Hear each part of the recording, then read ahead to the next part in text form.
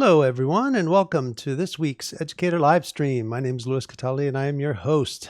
And we've got Tom Shannon, who is our co-host this week, but next week he will be the host again. And I'm hosting this week because we've got a special panel today assembled of Epic Games elite and veteran UI UX team. And we're really excited about this week's stream because if you recall, a couple weeks ago, we had our UX research team that joined us, and this is our second in kind of a series of streams that we have done with, kind of a special team at Epic, or series of teams. We had a great stream a couple weeks ago with the guys who, and it was also a very spirited stream with the UX research team. And for those of you who joined us for that stream, it was kind of interesting, if you recall, Tom, because we were like, hopefully the members participating in the stream will be very active, and you guys were very active in the stream, really participated very actively in the discussion about UX research. But it was always our goal to also bring in the UI UX team. And so we've had some folks at Epic who really helped us assemble this amazing group of really senior veteran developers, programmers, artists, designers to come and join us on this stream. So it is our pleasure to welcome Louise Rausmussen. Probably said that wrong. Matt Shetler, Bill Harris, and Marcel Wanapole to the stream today. And this is a panel of artists, designers, and programmers who are here today to share really a lot of what they do and what they've done. And we've got some, real veterans who are joining us today to talk about the other side of UI, UX at Epic. And I think many of the team here has been at Epic for quite some time, and in many ways is really a group of people that have been working on, one of the largest games, but also one of the most used engines, I think, on the planet, right? Like Unreal Engine is a very prolific tool set that lots and lots of people use, that has to be used. And this team, working with the other team, also is trying to really make sure that from a usability perspective, from access to the tool set, is getting the right stuff in front of the people. So as usual, we've got Tom Shannon here, who is joining us to help co-host today's stream. But let me take a few minutes to introduce everyone to the stream. So Phil popped out for a second. Hopefully he'll be right back. Let's introduce a couple of the folks who are joining us. How about Matt? Will you tell us a little bit about yourself and your time at Epic, and Sure. let everyone know who you are and where you've come from, and kind of stuff you've worked on and what specifically you do. And a little later on the stream, they'll all talk more in depth about what specifically they do. But tell us a little bit about yourself. Yeah. So my name's Matt Shetler. I've been at Epic for a little over 5 years now. I started actually with the UX research team. I was brought on to help out with the research that they were doing on Fortnite at the time, and also other games like Paragon and some of the other projects that Epic does. Um, for that team, my first day actually was watching a Fortnite test, and taking notes and writing up a report afterwards. And often what I would do with that is help when say that there was an issue that we observed that testers, it wasn't working in the way that the game designers intended. We would write notes and suggestions, and sometimes I would do like mock-ups or little wireframes or something to be like a suggestion, like maybe try this. And we did that for a while. And at one point, the UI director on Paragon said, "Hey, why don't you come tell us how to do it right the first time, so we don't have to keep going through this cycle?" Um, I don't know if I was quite that successful, but I did join the team and worked on Paragon for probably about a year and a half, maybe up to 2 years, which was a fantastic and project to work on. But with Fortnite's meteorite, fantastic success and rise to You popularity, could say um, meteoric. It was pretty I, meteoric. I think I could if I could pronounce the word correctly. I think that was my challenge there. Um, and resources were just put onto to Fortnite at that point. So I've been part of the Fortnite UI team for the last 3 years. It's a fantastic team, and we're constantly like working on new, exciting. There's always something cool and challenging and ambitious to work on all parts of Fortnite. So it's been a real pleasure over the years. Starting out just helping out in little ways, but now helping out quite significantly on big features that we work on. So yeah. So your official title is you're the lead UX designer, right? So what specifically does that mean? So you're a designer, versus Yeah. an artist versus but you're a UX designer versus a UI designer. Part of, Right. as you know, part of the stream really focuses on working with the learning community, the education community. So is there a distinction between a UI designer versus a UX designer? Like, how do we define those a little? And maybe you're going to talk about this a little bit more in your presentation, but just, give us a little bit of a heads up as to how that distinction might be found. Sure. Sometimes um, even within the game industry, but even wider, some of these terms get used differently. But at Epic, um, a UX designer is, at least as part of the UI team, is very much tied to a process that begins with ideation Hmm. of a feature. And we do things like some research and discovery and exploration to try to say, like, okay, can we take this idea that might exist in people's head in different forms and start to put it into something tangible that we can really kind of get on the same page on? We try to manage the space between potentially like goals of the game designer versus what we believe players want, and many times that's the same thing, and sometimes there's a little deviation there. And we try to manage that space to come up with a solution in UI that will kind of solve all the problems. That will often start with that kind of ideation, and we start putting like visuals together. Sometimes it's paper and pencil, sketches that we can do really quickly. But often it goes into grayscale wireframe images that represent different screens of the game. So it might Flows. be a flow, and Yeah, we yeah. build it into flows and how this screen transitions to that screen, and how you might drill into something and come back, and what the information on the different screens are, and whether you should have a drill in or should it all be at a Right. top level. And so there's a lot of just design decisions that we make in that So space. you want to fail Um, there, right? You want to fail oh yeah, before we you do like it. that's cheap to make, and so we Yeah. want to do something quick, get feedback on it, iterate, like repeat that process as often as we can. With Fortnite, because we have a very quick cadence of releases, sometimes that process is quite tight, and so we iterate as quickly as we can, we fail as quick as we can, so that we can then find something that works. And then we sort of collaborate with visual designers like Marcel to take those grayscale wireframes and start putting them into a more representative vision of how that will look in the game in terms of actual colors and content and layouts that Yeah. they make, and beautiful animations and things like that, to then ideally deliver a polished product to our players. And before we go and talk to Marcel, I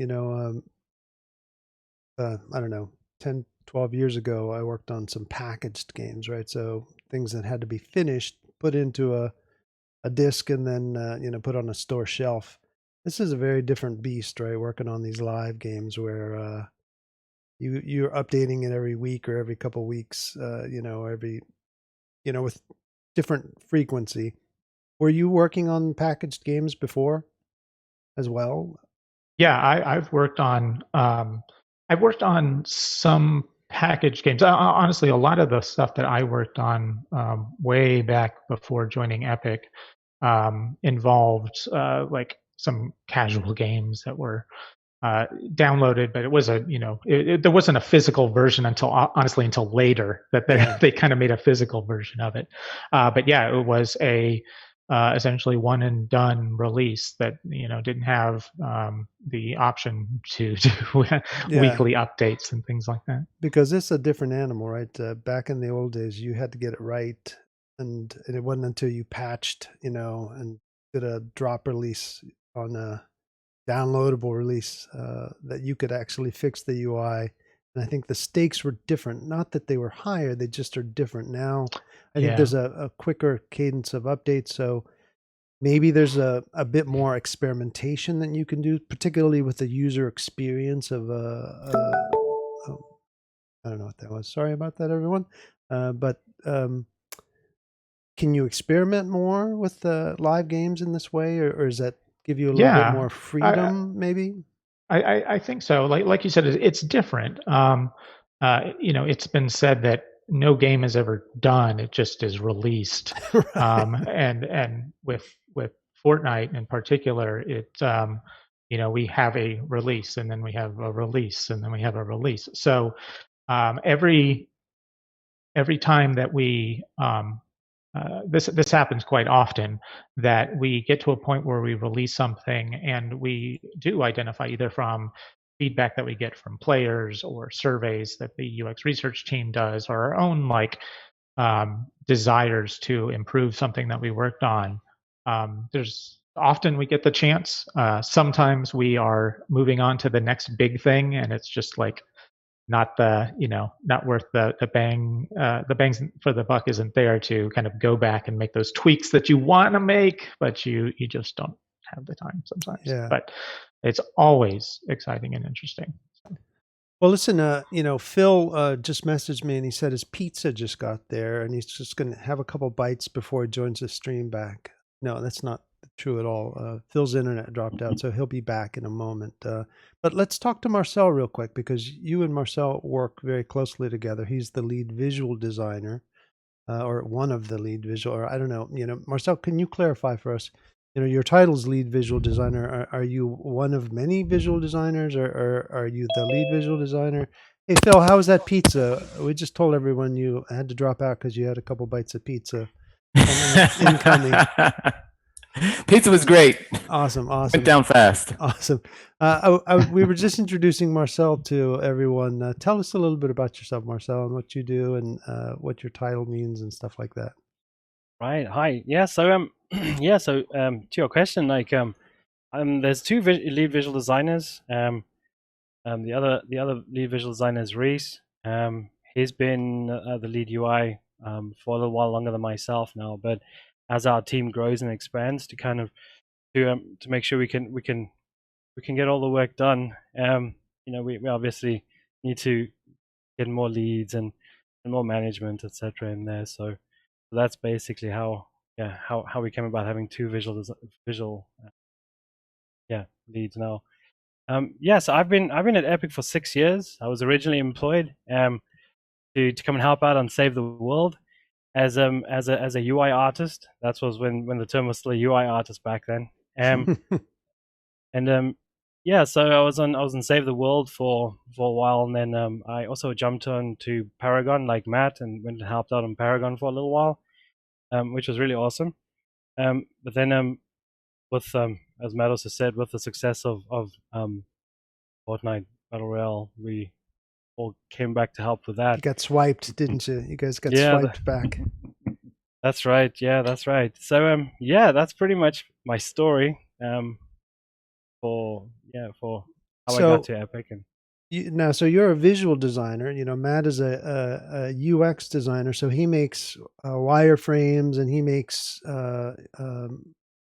user experience flows, and then you take those and you make the visual art for them after they've been proven in many ways, and you actually will implement those and make the rough art, get it approved through art direction, whatever the case is, and get them in game and make it right. Is that roughly the right description? Yeah, I would say that that's pretty accurate. What we like to do is, as visual designers, we like to get in, collaborate with UX a little bit earlier on before we just jump into actually doing visuals. Just because as visual designers, but we can add a little bit more of a sort of visual conceptual space we can bring to the process. So we tend to jump in early on, and kind of help out where we can on the UX, and just input where we can. After that, once everybody's happy with the UX, then we start doing some visual markups.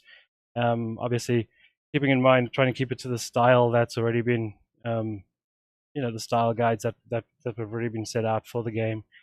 And then, obviously at that point we work very closely with engineering as well when it comes to implementation. So we do very much span quite a range when it comes to the conceptual side, and then obviously implementation and getting assets in game and animation, and obviously optimization of the assets. Right. So am I hearing that you do bring it into Unreal and you use? So what's the primary tool that you guys are using in Unreal? Is it Unreal Motion Graphics? Is that correct? That's right. Yeah, UMG. That's it. So are you bringing things into Unreal Motion Graphics, UMG, and testing things out there, or is there a whole separate group that's implementing the functionality of the UIs that Matt designs and you create, or do you do that? We do that. Yeah, we do that with engineering. So engineering would work on the systems that go along with that, and help us ensure that widget classes and so forth are set up correctly. And we would pretty much come in. We would work in UMG, work on the visual hierarchy, or the hierarchy of the actual widget, build materials, import textures. In Fortnite, we tend to lean a little bit more towards UI space materials, just because it scales very nicely with the multiple platforms that we go to, as opposed Right. to having a texture that has to scale over all these resolutions. So yeah. Fantastic. Well, we've got a couple more folks to meet as well. So, I think the amazing thing about this team that we have assembled here, they don't only work on Paragon and Fortnite, but of course, we've got an Unreal Engine that also has a UX and a UI, and we also have the store, and we've got a variety of other products and tools and systems that Unreal Engine, Epic Games works around. So I'm going to let Phil digest his pizza just for another minute, and let's go talk to Louise and see what she works on. Hi. So yeah, I actually exclusively work on the engine, on Unreal Engine. I've been at Epic for just shy of 3 years now. And it's fun for me to hear about the process on the game side also, because while we talk periodically, it's not very often, and the process is actually really similar. There's for anybody who's actually used Unreal Engine, there might be a few of you out there. You may have noticed that there hasn't traditionally been a lot of attention paid to the user experience of it, and so I was brought on to help turn the turn the ship, as it were, in the direction to make the engine, a fun experience also, and something really ultimately that is a more powerful tool because more users can use it. On the other side of that, we're also, it's also the responsibility of our team to include the developers in our user base. So our personas include the developers, and we are making infrastructure, developing our visual design language and developing workflows so that the developers don't have to reinvent the wheel every time, as it were. Unreal really it's such an incredible, powerful tool, and it's really grown organically since its inception, and it's really grown at the hands of some brilliant developers who just thought, oh, I really want to get this amazing tool. I saw this research paper, or I want to do this for this particular game.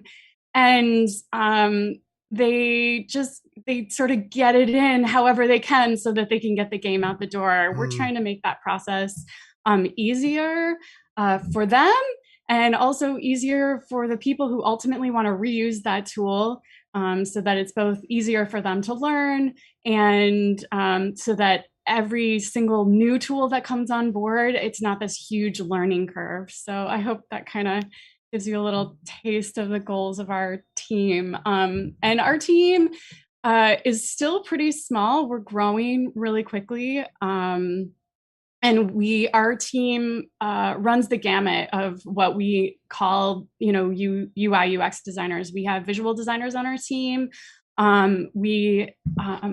Usually everybody does at least sort of 2 UX roles. Like, we have visual designers who also do user experience design, and then we have people more like me who do some user experience design. I'll come up with wireframes or use our design language to come up with new interfaces.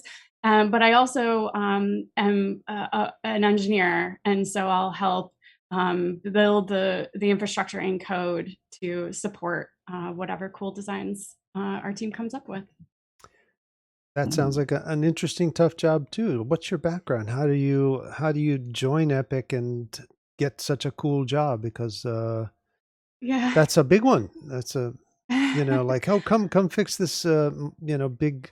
That's like I sometimes use the analogy, or if it's an analogy, I don't know, maybe it's something else. That Epic is this kind of a race car, right? And so but kind of your job is to take this race car and make it easier to drive in some ways. So how do you do that?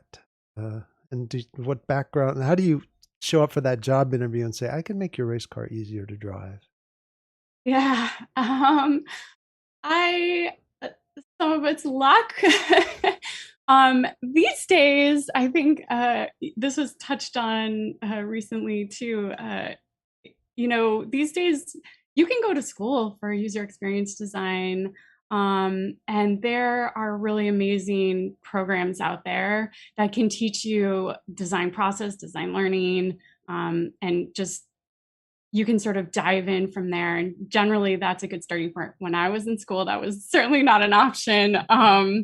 It's, at least I didn't know of it as an option. It was sort of this niche thing that was happening at one, maybe 2 schools. So my history, actually, I went to school for actually astrophysics and computer science. And I was underachiever. I see you're an underachiever. I was working with a really brilliant and kind professor who was working on these models in Excel spreadsheets, and he developed these incredibly complex models in Excel, which power to Excel. But I was helping him sort of create more visual and more accurate models, computer models. So that's what I was doing in school. When I came out of school, I ended up at Lucasfilm, and they also have a big in-house DCC tool. And there is where I think my foray into user experience really started. There were several key projects that I had the privilege to work on, where we got to upfront spend a lot of time figuring out, how, what the artists really needed and how to get that to them. And through a lot of mentors, I would say, and a lot of reading, I, gradually learned more and more about user experience design and the design process. And so I was at Lucasfilm for about 8 years, and then I went to Autodesk. And Autodesk is a big, well, I was at a small company that was bought by Autodesk. I think that's generally how people get to Autodesk. And Autodesk is a huge design company. Yeah. And so I learned a lot there also before coming here. And I was hungry. Looking at Unreal Engine, I think everybody knows how incredibly powerful and what amazing tools there are. And also there are the 5 things that you just wish that you could fix. And so I think it's a really fun, challenging project to work here. I hope that answers your question. Yeah, absolutely. Well, awesome. Thank you. And Phil, you also work on some amazing tools and interfaces, and tell us a little bit about yourself and your background and you do. Yeah, so I've been at Epic for the last almost 6 years now. And prior to that, I was at a bunch of other companies like MSNBC, AOL, ADP, primarily working on platform specific products. And at Epic, I work on the platform team.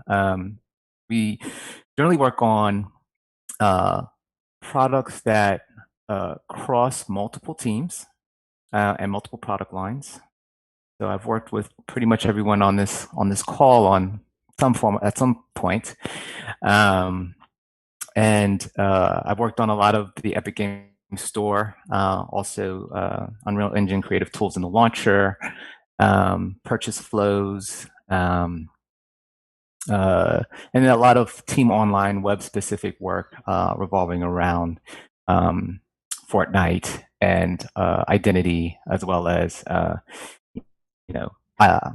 authentication into any of the games, as well as any of the platform specific tools or products. How I got to Epic, I guess I'll start at what I studied in school. Primarily, I started as a fine artist, painting, drawing, sculpture, a lot of that stuff. Primarily started with like just drawing comic book characters when I was a kid, and then went into fine arts. And a lot of that was primarily about expression and expressing myself visually. I later did an internship with a local newspaper where I learned a bit more about graphic design. I subsequently started majoring in graphic design and learned a little bit more about narrative and creating compelling stories. And I think my primary goal was really to get into the music industry and design for musicians. So that's what I did. I called up Def Jam Records, which was a hip hop record label, and said, "Hey, I want to come down and do an internship." And they were like, "Okay, come down and show us your stuff." So I, drove down to Manhattan and went into their office and showed them my my digital media portfolio. At the time, it was digital media. It was like CD-ROMs and web design, stuff like that. And I remember those days. Multimedia. Exactly. There were a lot of these like CD-ROMs with like the Wu-Tang Clan did this like enhanced CD, and you could listen to the music on the CD and then pop it into your computer and see this virtual reality thing. Macromedia. Exactly. So, oh man. So those are the things that kind of inspired me and really kind of drove me to kind of want to create these things. So there was a new record label, which was Rockefeller Records, and Jay-Z, who's like a big artist now, but at the time he was not that big. I pitched the idea of doing this enhanced CD for him, and he said, "Come on, let's do it." And so I interned with them and kind of, created a website for them and did a whole enhanced CD, which got me a lot of, I guess, visibility in the hip hop world. And it was really about, creating these narratives for these hip hop artists. And so subsequently I graduated from school and started working at a record label Def Jam wanted to do a website, and it was called 360 Hip Hop, and I wound up designing that and still doing like a lot of side work on a lot of different artists' websites. And so my career just kind of evolved, and I wanted to do more. And so I stepped out of music and went into more like television. So I worked at BT and then NBC, working on web series and online kind of components, online experiences for those web series. And that kind of led me to Epic Games. Wow. I'm still kind of stuck in the fact that you know Jay-Z. But you know, I think one of the things that you're working on a lot of, you know, Epic's grown a lot, right? And so there's a lot more people logging into the Epic ecosystems, and I think we've discovered, and you're probably the work you've done has evolved a lot, but I'm kind of curious about when we learned that we needed to get more fluid as to how we bring people in, right? Because I know that we've that had to evolve, and that's part of the platform team, right? When people want to get access to the store, or they want to get access to whatever, right? You know, that's had to have really required a lot of UI, UX as to how people get into, you know, Fortnite, get into the stores, get into, you know, all the different things. Is something that we've had to learn to study, learn to let people come through and enjoy that experience just as much as they enjoy playing the games. And that's an important part of what you all do. And there's teams of people that make sure that experience is as fun and as enjoyable and as easy and fluid as everything else. And that's what, you know, I guess the unsung heroes of UI, UX are responsible for, right? And it's not always the most, I don't know, like, you know, you always hear about character artists, and not to take anything away from animators and character artists, but like there's this whole team of people that make these paths really fluid and fun, right? And it's a pathway to fun, but it is fun, right? And it can be fun, and it should be fun. And Fortnite, I think, has done a really good job because, you know, all the way through to the load screens and whatever, and the same thing with all the other experiences, I think are really well studied across the board and then implemented. And that's the kind of stuff that you're working on in part as well. That's correct. That is correct. It was a challenging project, specifically because, you know, Fortnite is one of the first, if not the first, game to allow for crossplay.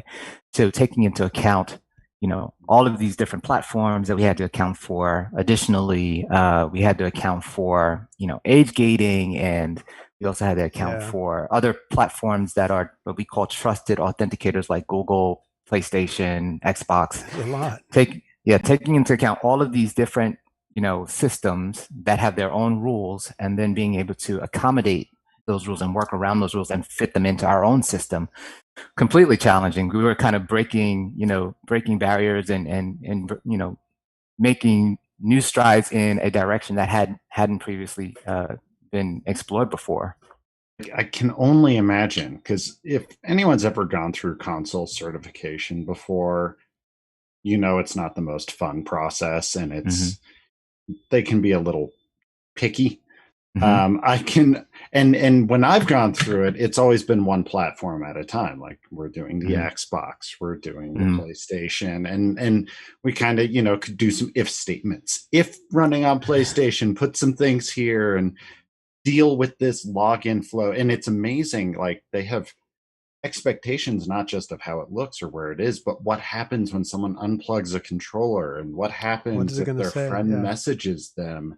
And, you know, it was an enormous amount of work to do each platform. So I can't even wrap my head around what you guys trying to take all these platforms all at once and have people kind of, and, you know, when I play Fortnite, for me, it's, I just turn it on and Fortnite happens. You know, all of that complication is completely taken away, and it doesn't matter if I'm on my phone or my, you know, if I'm on the Switch or I go over to the PlayStation, I'm just playing with like different graphics settings as far as I can tell. So that's that has to be incredibly challenging to keep all of that working in this one game. And I had never really thought about, oh yeah, with crossplay, now you've got to make sure it happens. Right, It's right. one experience for everybody through all of these very different pathways. Well, Right, and it was a goal for us to kind of create the same experience, not only on consoles, but on desktop, on the launcher, in all of these different places, just this a consistent experience across the board.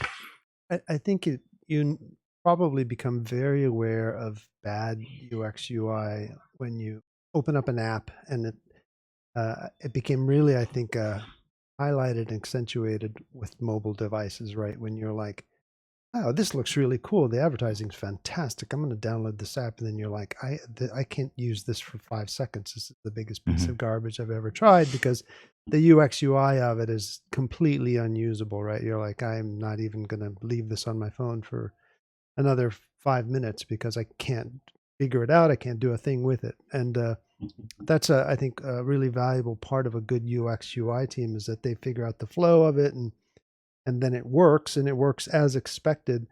I am always surprised, I've got small children, and, they couldn't put toothpaste on a toothbrush, but they could work my, certain apps on an iPhone. Right. And I was like, well, that's good UX UI. Clearly the UX UI on a toothpaste and toothbrush is broken, but certain apps worked really well.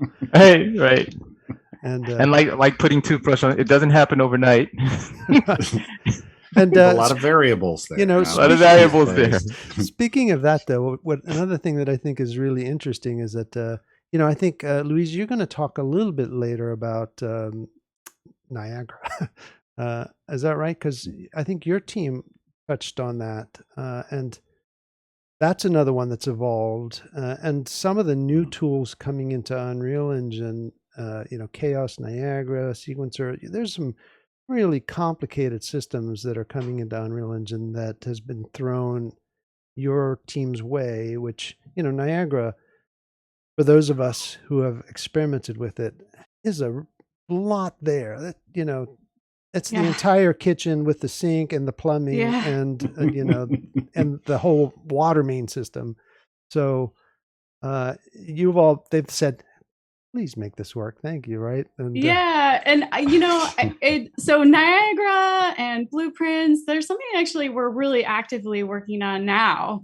But Chaos that you mentioned, that I am going to show some early things from that early on. And I think that's part of it's a really fun time to be working on the engine, because like we have all these amazing teams and all this really cool tech that is coming in, and these guys who and girls who are coming in to work on these projects are really like the best in their fields. And so they come in and there's just this explosion in a particular area of tech. I think we brought water into Fortnite, a little while ago. And, there was this huge amount of thought process and how can we even do this in the engine. And so I think our team is charged with trying to figure out how to make space for all of those tools and make it so that, again, like each user and each developer doesn't have to figure out how to use it and where to put their, how it can fit in. And so our team is taking this global look, and we all come together. Actually, every day we come together and we have a meeting, and we just sort of, have a Figma board. Learn Figma if you want to know. Figma's the flavor of the day for UX tools. Mark Flanagan's in the hopefully chat. It'll stick around for more than 2 months. What? Mark Flanagan's in the chat. Maybe he can find Figma. Hey, Mark. Thanks for helping out, Mark.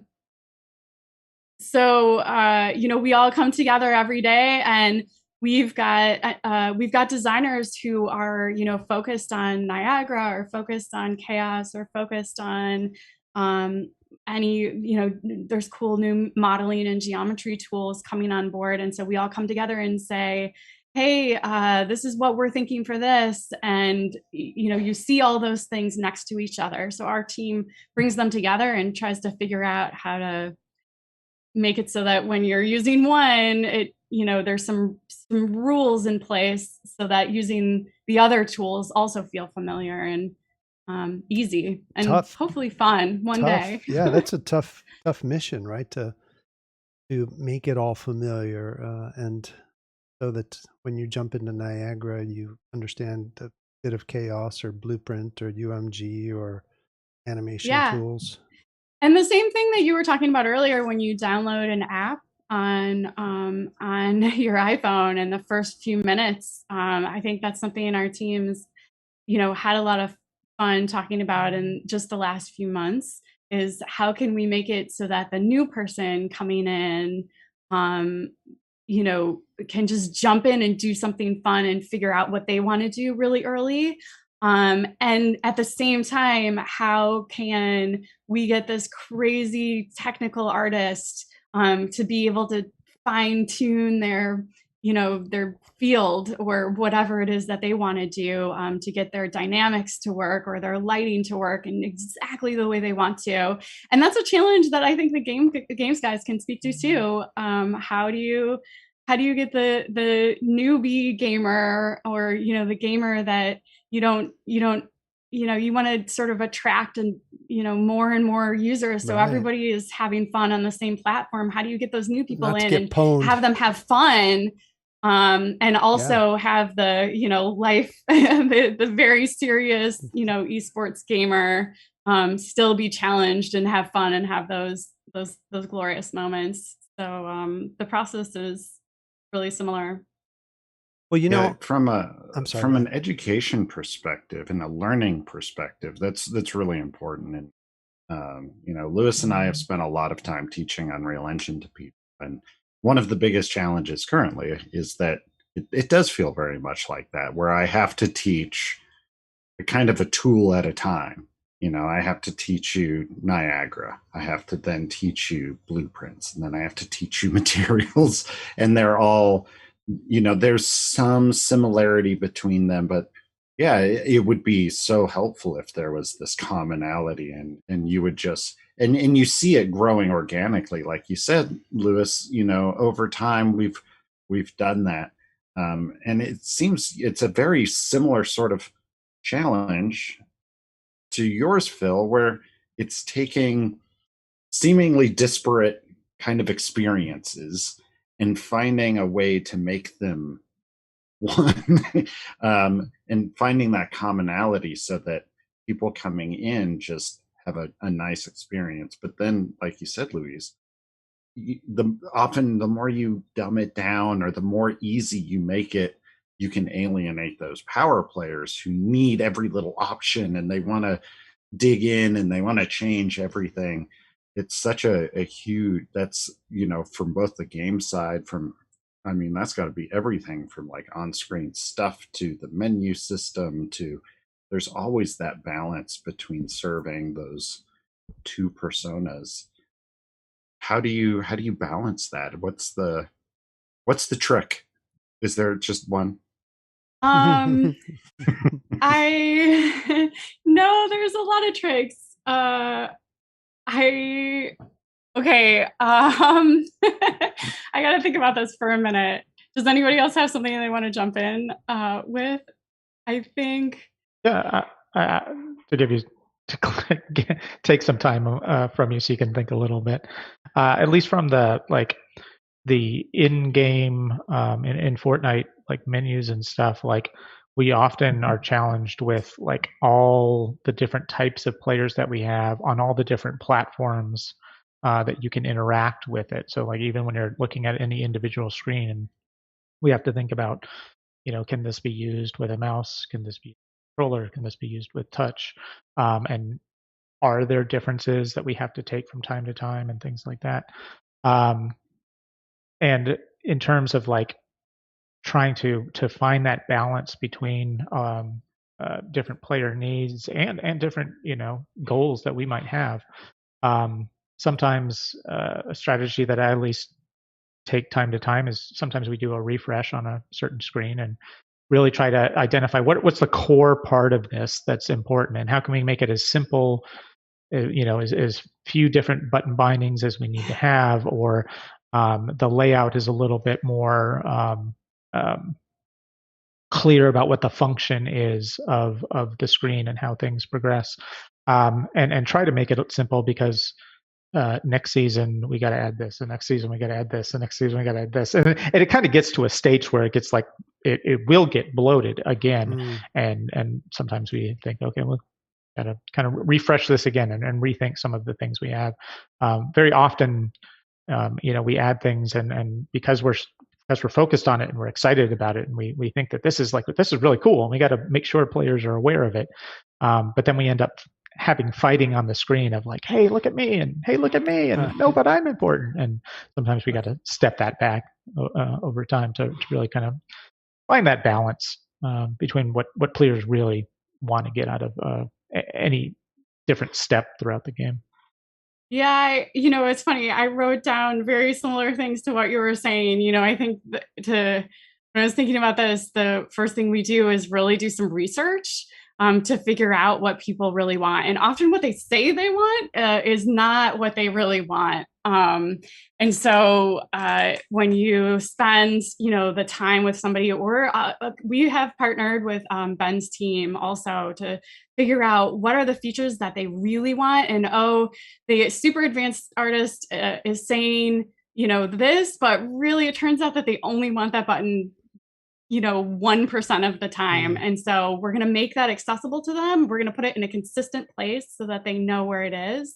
And then through that research, we can figure out what are the things that people really need, and only present what people really need on the screen at the time. And then all of the rest of the things to put them in consistent places so that people know where to find them. And so, just like Matt was saying, there's sort of this balance of, presenting or making readily available the things that everybody needs all the time, and the things that people only need sometimes, but when they need it, they really do need it.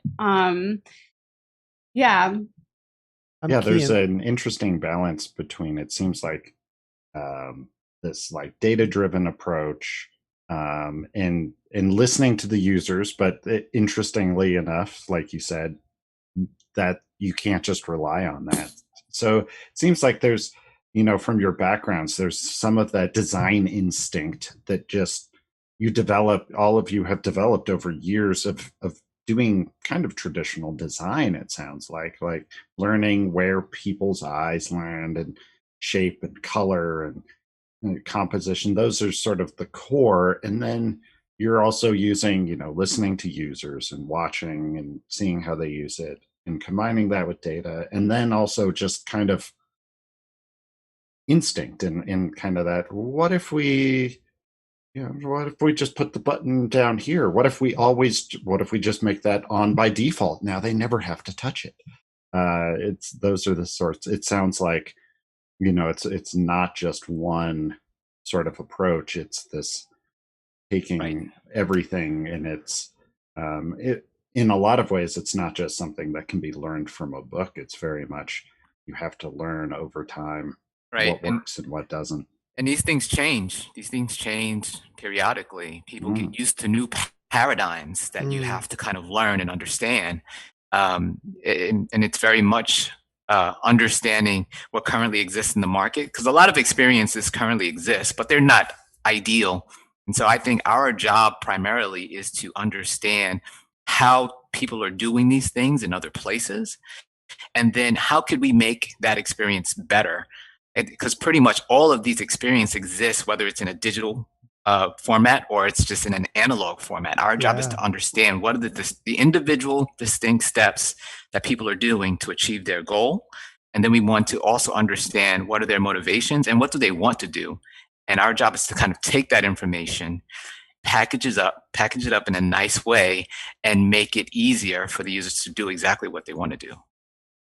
I keyed in on something that you said, Louise, too, and both you, Phil, about consistency, which I think is really, I've noticed in Unreal Engine in particular, but I also notice it in most of the Epic products. I think that there's a significant amount of consistency in what we do with the engine, right? So you can look at Unreal Engine 4.22 and look at what is 4.26, and there's a tremendous amount of consistency in most of the tools, even the evolution of things like the material editor or blueprint. Yes, there are things that move around in the user interface. The same thing with the Epic Games launcher, right? So yes, there's evolution, but there's a lot of consistency. And with regard to what our users, our established users, those folks that have been with the ecosystem for a long time, they probably really appreciate the consistency. With the new users, I think that are trying to learn and onboard into the tool set, they probably really appreciate that consistency as well, because it's got to be really difficult coming in trying to learn something as um, wide and deep as Unreal, and then going from one version to the next, even of something like the launcher or the store or whatever the case is, and going, what happened to my button? What happened to my login screen? What happened to my access point? And it all of a sudden being somewhere else and having to start or take a couple steps back. That's a frustrating point. And I know for me personally, that sometimes is a point at which I'm like, I'll be back some other day or later or never, right? And I know that happens to me with lots of tools. It happens with lots of games. There are games where I'll play, this version of it, that version of it. By the time I get to the third, some designers have made choices where I'm like, I'm not playing that game because the choices that were made were so inconsistent that I will not enjoy this game. And I've decided it, whether maybe I will get over it or not. I've decided that the inconsistency is not worth it for me because I like the consistency of these, right? And I'm talking about your Witcher games, your Assassin's Creed games, games that I love, but the inconsistencies of the design choices have turned me against them, right? Because there's enough in the series. And the same thing with tools. The Maxes, the Mayas from one version to the next. Those are tough choices to make as UX UI designers, I'm sure. Yeah, I think that often to the defense of maybe some of those other games, like often you can be your own worst critic on things, and you can look back on a piece of work that you put together, like say the first release of a series, and think, man, I can really do better. And you might try things that you're trying to be better, and sometimes Sure. you have to try to find that balance between consistency and innovation, and it's a tricky situation. And Sure. I think that a lot of people, including myself, make missteps from How time do to you time do in that that? regard. How do you do that? That's a tough one, right? Because you want to innovate, but you don't want to betray your loyal Sure. followers. Right. And I think for me, it's been a case of A/B testing sometimes. Does this thing work in this new place? Can people accept it? Is there a higher click rate? And then measuring that change, measuring the difference. Is there an improvement on usage? Is there a decline? And that actually will point the way in whether or not you can roll it out more widely and more broadly moving forward. So that takes us back to the other team, right? The research group. Or do you all have your own research group within UXUI, or do you rely back on the user research team that we met with 2 weeks ago? So for some things we leverage the UX team that's internal. For A/B testing and some things like that, we can do ourselves on the platform side. Interesting. And to touch sometimes on like the A/B tests, like you can roll something out new to a small group, and maybe initially you see a little bit like, oh, it's down a little bit. But if you keep that test up, you find out like, oh, it's catching up. Like people have to kind of get used to something, a new pattern, and then it actually starts overtaking the original. And it just because as all of us, we love inconsistency, and when something changes, like we've all experienced some change to some social media version that we're like, oh, they ruined it. How can they possibly have done that? And we keep using it, and then maybe some that time you look back at an old version, you're like, wow, that looks terrible. But at the time, we loved it. So sometimes that's you got to have a little bit of a vision and a little bit of that gut instinct and experience of what you believe will work, but then you do have to test it and give it some proper time to see what emerges as the right direction for your product. We haven't actually taken a whole lot of questions from the chat. There was one that just popped in that I thought was really great to ask. And then, it always happens to us in these streams that we're like, we'll do a little introduction, 20 minutes, right? It's been an hour. Okay. So I just want to point that out because this has been a great conversation. And I want to get to your presentations because I've seen some of the slides and I think everyone will be very interested. But one question that just popped through, which is, what is the domain of UX designers in gaming? Do UX designers have input in the gameplay, game flows, or is it primarily handled the game menus and interfaces? Handling the game menus and interfaces that came in through built. Yeah, I mean that's an excellent question. At least on Fortnite, the people with like UX designer in their title are primarily focused on menus and HUD and interactions of that type, not so much the moment-to-moment gameplay or weapon design or something like that. That said, many of the same process and thinking and iteration go on with the people that have the more game designer in their title to do that very same process and do their research and do their testing and iterate and things like that are on a gameplay front. So while there's not necessarily people with the UX designer title in their name, there's game designers that do very much that same thing within the interaction space of the game. Yeah. Wonderful. Hopefully that answered your question in the chat. So how about we jump into some of the stuff that you guys prepared? Because I think it's, in line with many of the things we've already discussed, but it gives us some visual looks at some of the things that will add context and texture to things we've already talked about. Would anyone like to go first? Okay. Perfect. I always just feel compelled to, if nobody says, I just feel like, Yeah, hey. I mean that's how I was feeling. Like, well, okay, well nobody says so. Boom. I'll do it. So go ahead, Phil. Awesome. Cool. All right, let's see. Well, hopefully you guys can see my screen okay. We got it. Awesome. All right, so again, Philip Harris, Senior UX Designer at Epic Games. There's my LinkedIn if you want to drop me a line. And I also work on the platform team here at Epic and special projects and primarily consumer experiences. So and he I put together Jay-Z, by the way. He knows Jay-Z. Just saying. So generally, I put together this deck just to show some of the work and then some of the artifacts that UX designer might produce for a project. And it might vary depending on the project and depending on the scope and the goals of the project. But at a high level, we produce some of these artifacts. And generally, these personas might be something that might be a little bit more blown out depending on the project. But we might produce something that's sort of like I generally produce a light persona, and really I focus on what are the motivations of the people that I'm building for, and who are they? I might give them a name that really speaks to the context that I'm putting in that particular project. But I'll also give them a general age, a general summary of what they're about.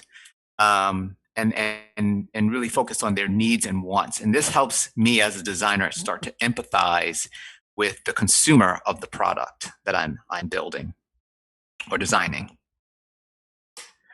I might craft a narrative. And so I think all UX designers are storytellers. And in fact, I'll put it more broadly. I think I think people in general are naturally storytellers, and that's how we understand the world as people. As we communicate with one another, we put things in a context so that we can understand them. And so typically I'll put together these narratives that break down incrementally specific sections of a consumer journey. And depending on who I'm building for, I might do something like this, where it's a creator's journey, and I incrementally actually just literally write out specific parts of that narrative. Sort of like if you were to take a comic book and just extract the images and just make the storyline, what's happening. And then I'll create something like this. It's a core loop user journey or customer journey. And it's, again, incrementally plotting on a map. What's the first thing this person's doing, second thing, third thing, etc. And then trying to figure out what that core loop to get them back into this experience and keep them in this experience for the most part. Bill, can I interrupt you for a moment? Yeah. Is there a review with a team or an executive team during this process, or is this mostly for yourself? Yeah, generally speaking, each segment of this, I'm doing checks to make sure, is this right? And it's not just with an executive team or management team. It's also with consumers. At each interval, I am kind of checking, is this right? Does this make sense? Is this what you do? Because this is not all just me making up a story. This is just me really kind of plotting out the experience that exists. I'm not making any images yet. I'm not making any assumptions on how it should look. I'm really just plotting out what are the specific details in this arc, this story arc Gotcha. that I'm building. And what is the core loop? What is the sequence of events? And based on that core loop, I might start to define, okay, now, what's the information architecture around this thing? And information architecture is what are the primary screens that I need to allow the consumer to achieve their goal based on that customer journey. And I'll start breaking it down into individual areas. Some of this might not even, end up in the final product, but this is basically an information architecture for the Epic Games Store for the most part. And how does it intersect with other parts of the ecosystem that is Epic Games? And then also I'll now start playing. I'll start playing with formats. What is the composition of this page? What does it need to do? What role does it play in this story? These become my characters to a certain degree, and I start to kind of give them personality based on the role that they need to play within the ecosystem. So storefront, it's to promote, entice, facilitate discovery and findability. Game detail, provide product details and specs. Each piece has a function, and I'm keying in on that function and distilling it ideally to a couple of words and simplifying it for the most part. And then I'll start creating low fidelity wireframes. What's the information hierarchy? How are things going to be placed on the screen, more or less? And I'm just using blocks, not using any images. And it gives me an idea of how to format this page so that it gets those points across to the consumer. And then I might go into more high fidelity wireframes. Now, what's the navigation saying? What are some things that can go in these blocks? How do I now start to give this thing a little bit more life? And you can see incrementally, it starts to feel like a thing, like a real boy. And then you might end up with visual design. And again, based on how I work, I like to incrementally test these things. And at each point, I am presenting it to customers sometimes, and then executive level, just to make sure it's going in the right direction. I also include the development team because they're a really intricate part of what's possible, right? Because my job as a UX designer is to figure out what's usable and useful, and their job is really to help me figure out what's possible. And then I'm also trying to figure out what's desirable. What do consumers want? And then I'm also breaking it down for multiple platforms, because mobile is a really big platform for us as well.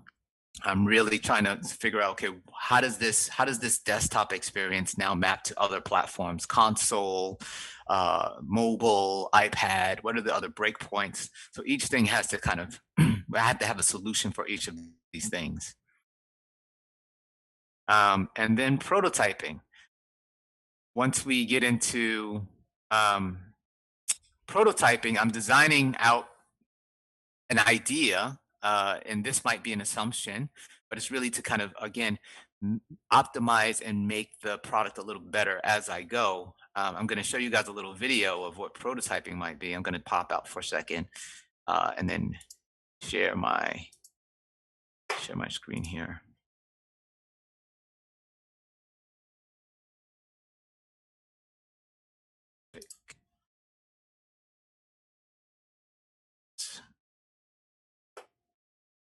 You want me to play it for you? There we go. I've got it as well. Phil Harris Concept 07. I think maybe this will work. Hopefully. Okay. Roll. Yeah, if you can play it for me, I think it'll be better. Here it comes. I'm having a little bit of trouble. There it goes. It's playing, so it's scrolling down. Yep.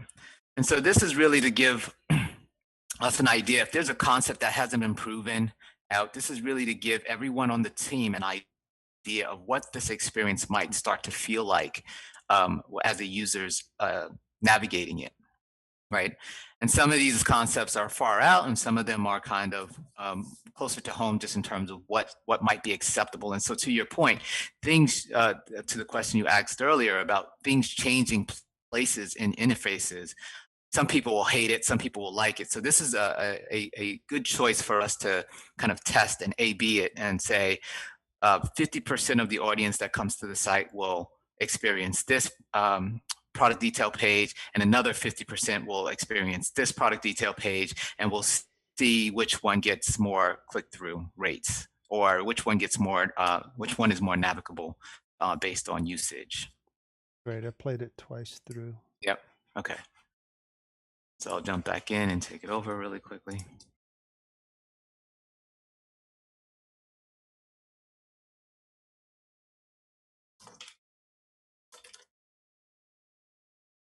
Okay.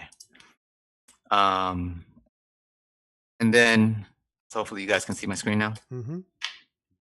And then there's optimization. So again, we leverage the internal UX testing team, UX research team, to test our products and our pages and things of that nature with real users, so we can get some of that qualitative feedback. Because what we can glean from A/B testing is more quantitative, right? We can see how many people do this and how many people do that. But for real qualitative feedback, we leverage the UX research team so they can actually ask specific questions to users who are using the product.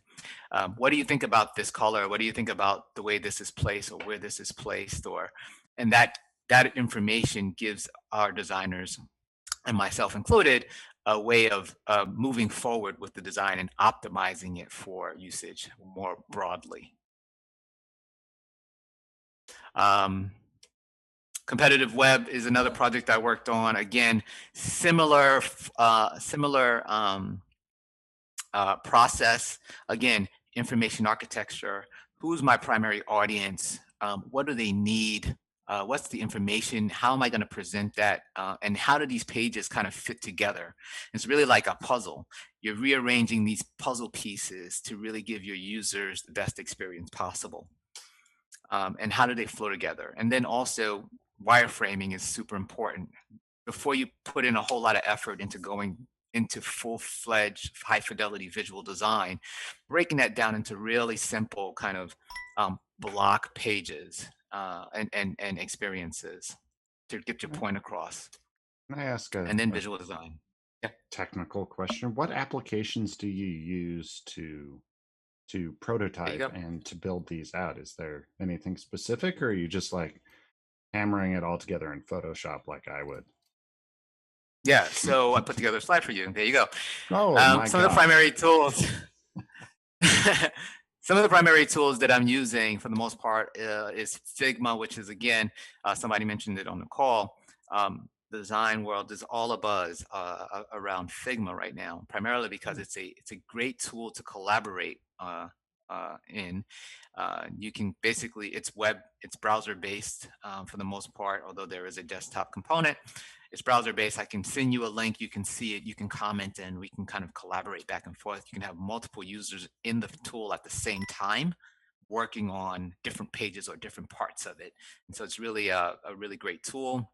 Prior to that, I was using a lot of Sketch to do a lot of this. And then Adobe Creative Suite has always been, your go-to, but that is primarily for like super high fidelity. And it's not that great of a collaborative tool, but it's really awesome still to this day.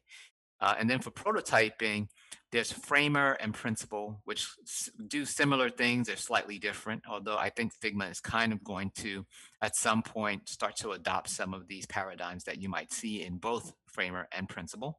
And then there's also Envision, which is more of a point click to next screen type of prototyping tool.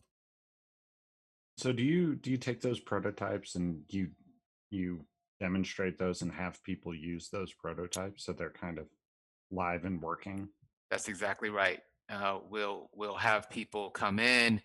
We will test within our own. We have a local lab in our headquarters.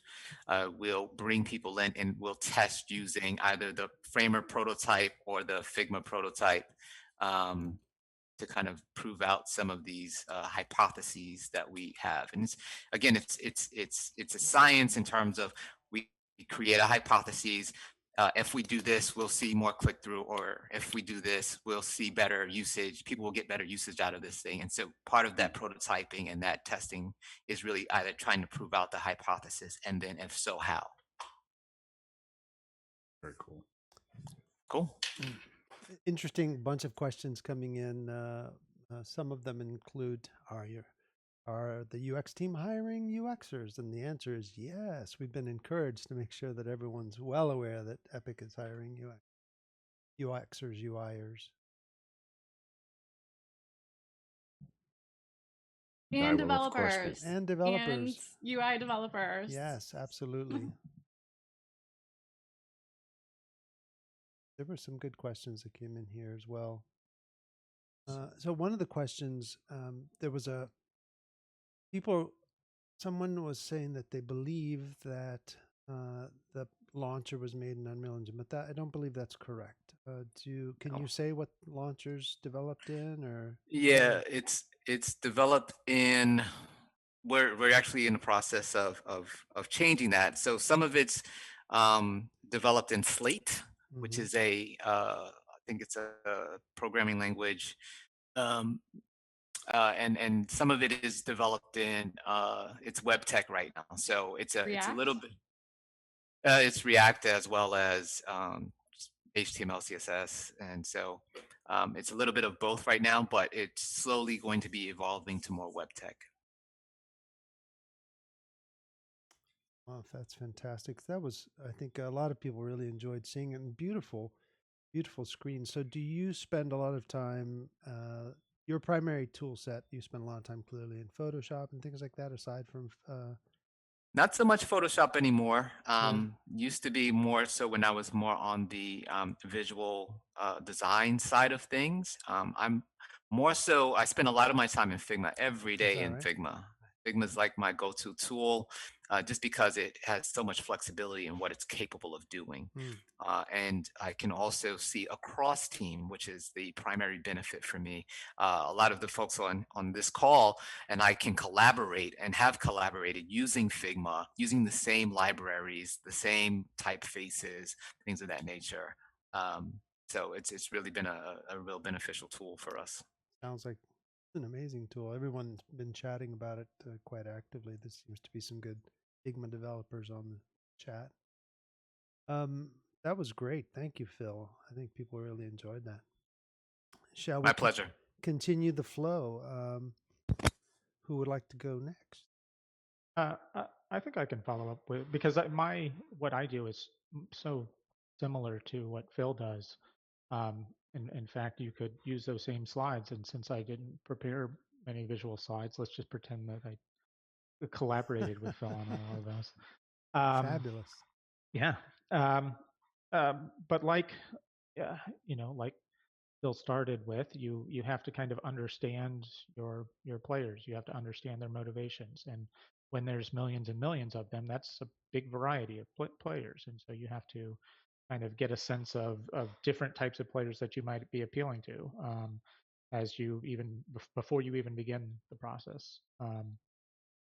There are with any sort of feature, whether big or small, we generally start out with a period of research and discovery. We kind of, and that includes a lot of things. So research can be into like, what do we think players might want from this feature? And we might, get some anecdotal data or some survey data from something like that. We might, if it's something that players have asked for, we might scour Reddit and see, what have people that have been vocal about a desire for something in the game talking about. We also have to understand like the higher goals, like where does this fit into the vision of where we're moving Fortnite forward? Where does this fit into where a game designer that's working on the feature might want? So, they might have a vision for something that creates this experience, and we try to take that and just we're still at the we haven't put pencil to paper yet. We haven't made any wireframes. We're just still like understanding the space that we need to work in.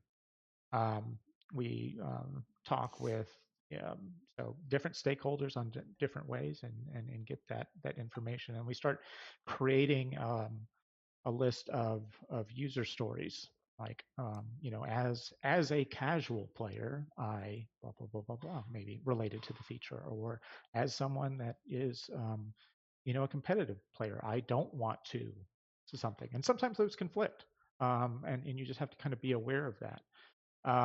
But you craft these sense of user stories, and getting back to like one of those user stories might be, I don't like change, like I don't like to see something different.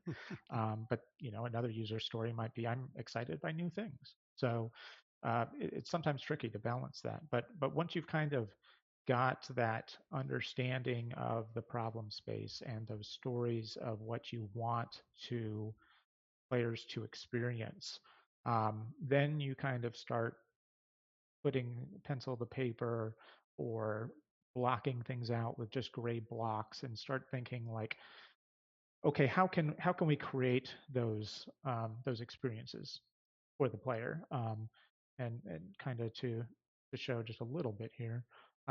This is something that was made a while back for the Save the World, but it really kind of exemplifies the level of fidelity that we might put together, to just start blocking things out. We've got a 3D model on the right-hand side, and we've got some tiles that the player will interact with, and then some points of navigation and a primary interaction point. And we might play with these kind of ideas and do a lot of iteration. We could spend a couple of days just really going wild on what we think we might be able to do or what would be cool to do. Sometimes you want to be very consistent, but sometimes a screen sort of kind of necessitates something different. Back when we were working on chapter 2, season 2, we introduced like a customizable character feature in the battle pass, and with that we didn't want to use some of the similar UI patterns because this feature was different, and we wanted players to immediately recognize that this is not the same as like customizing your styles in the locker. This character is different, and so with that, you can try a bunch of different grayscale layouts and move things around, and at that time you're talking back and forth with your artists, your engineers, your other stakeholders to try to get a sense of like, oh, what's working, what's not working. That's a time period of a lot of like, fast failing, to use that term, of like you're trying things out, like what's working, what's not, what sticks, what doesn't, what what they somebody might think they can do on the screen versus what you're trying to get them to understand about the screen, and so you make quite a number of iterations on that front. Um, um, One of the here. Um, so once you've kind of worked through and you're starting to put together those wireframes, and you've kind of blocked out the flow, you can then put it all together. Once you're at a certain level of confidence, you put it together in a prototype, and we do that design work and that prototyping work in Figma as well. Figma has built-in support for controllers. So I will, build a prototype that can be worked, with a mouse, but also can use a controller to navigate through. And we can really start putting it in our hands and getting a feel for it. And you discover a lot in that process. Assumptions that you make about the flow, or you discover, oh, here's that little nuance that I really wasn't taking into account. But when I'm forced to kind of build it in a way that is tangible, you discover little things that you start having to make tweaks on. I think we have a video that can show like what that kind of prototype can look at. It's not too long, but it shows like an example of a quest and map screen that we worked on in fairly recently. I think we released it in season 5 of this season. That was put together in Figma, and it allowed the player to kind of navigate through a menu. Louis, should I bring that up? I've got it here. If you tell me the name of it. Let's take a look at Which that. one is it? Give me a name. Do you recall? It's I'm sorry. Tanny 120. NPC Quest Proto. Okay, sure. Yeah. There it is. It's playing on my screen. Okay, great. So it's not a long clip, but it sort of illustrates like something that we can build using Figma that is tremendously cheaper than if we went ahead and tried to build this in the engine with all the data hooked up and the controls hooked up and everything piping through. And this is like a real quick way for us to test things out and get a feel for it. We can then also put it in front of users to do UX testing as well. So we'll reach out to our UX research team, ask them to bring in, not bring in these days, but contact and virtually bring in some of our players that we find that can interact with these screens and start giving us feedback. We'll also vet these things within the team as well, to start with other stakeholders to get their sense on what's working and what's not. And often this is the point where things feel real, so that people can make some interesting reactions or commentary about things. So at that point, we kind of, even before we get to this point, we've started to collaborate with our visual designers. I don't think we need to, I think we can stop with the Sure. video. Thank you very much. Mm-hmm. Thanks for finding that.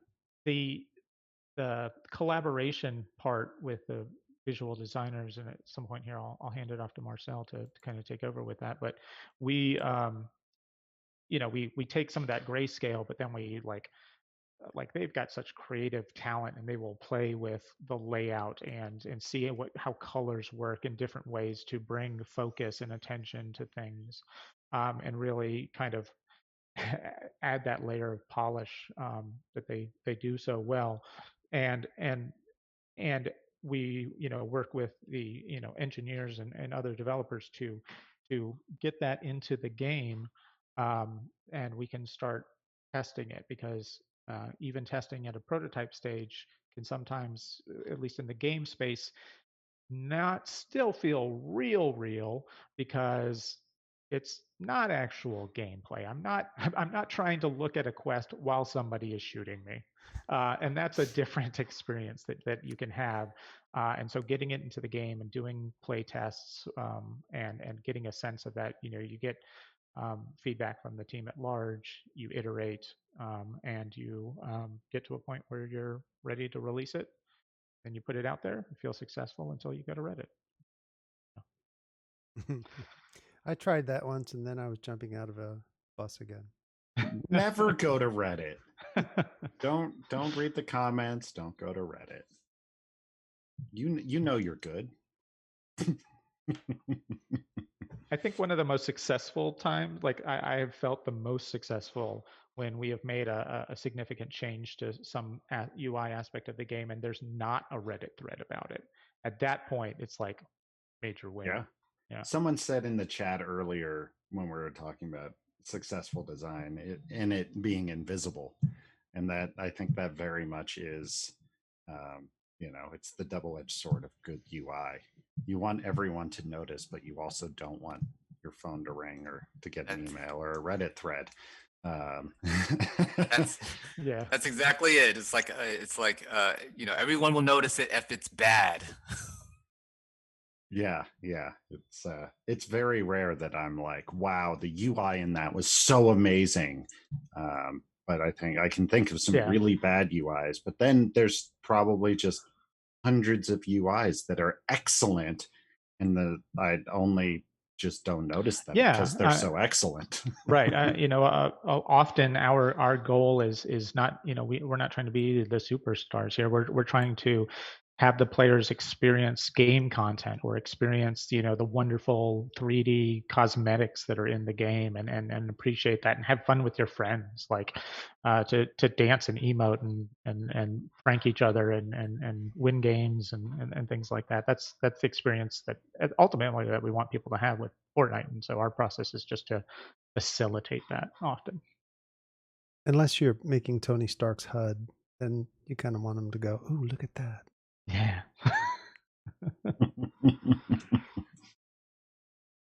Marcel, you ready to go? Yeah, sure, I am. All right. So so just picking up from where Matt left off. I mean, there's a few vids in this as well, so it'd be kind of helpful if you can pop them on ready. when they awesome. So basically, from a visual perspective, I think we've been quite quiet so far in the chat, just because it's nicer to have some eye candy to kind of show off like really what we kind of work on and all those things. And first off, just thanks to Derek, he kind of helped me quickly put this presentation together. Like we decided to get just pull out some of the old Save the World features, or like a screen we did for Save the World, just because we knew that wouldn't be like anything contentious of that's currently Save the World is out there at the moment, or was out there, is out there. So this we can share.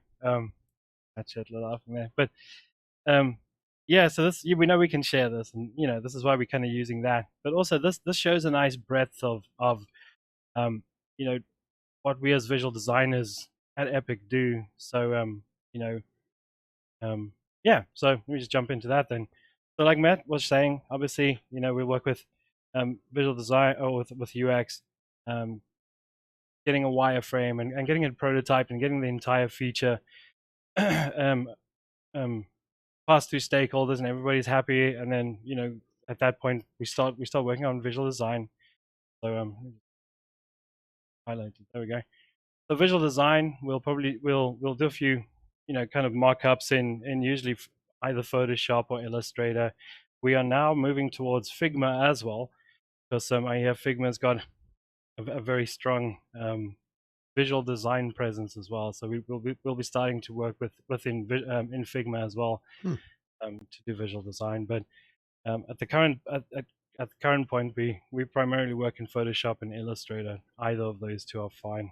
But yeah, so what we'll Is Figma, sorry to interrupt you, is no, is no that worries. is that their own company, or are they owned by Adobe, or like how does that work? Anybody know? They're not part of Adobe. Yeah. They're not a part of Adobe. They're a standalone startup. I think they've been around for a couple of years now, but They're kind of crushing it. Yeah. It sounds like they're Mhm. the most amazing thing since Unreal Engine. They're hold doing a hold good on job. now. Yeah, they're doing a good job. Yeah. But there's still a lot of work to do to catch up with some of the prototyping tools, and they're gonna still have a pretty hard time competing with Illustrator and Photoshop. Those tools are so Yeah. mature. Yeah. I feel as well like Photoshop and Illustrator both, they target a very different audience as well. Photoshop all, mostly pixel, and Illustrator for vectors. So, which are, and at the end of the day, all kind of in the game engine boil down to the same output. But yeah, so at the moment we're still using primarily Photoshop and Illustrator, and it's in the future we will be moving over to Figma as well and seeing how we sit with that for visual design. So with this particular markup of this shows a nice kind of full range of things that we did. For us in this one, visual design actually in 3D space, we put a few meshes together and just concepted out the background, got a few characters, some lighting, and so forth in. Now, obviously, this isn't 3D art that we created. This is just 3D art that we're just pulling out from the environment, putting it together, and that just kind of helps us sell the background that we want to put our UI on top of. So the idea of that would have been, or is, that environment art and animation would be able to come in afterwards and do a really decent pass of what we essentially would be doing a very quick pass on.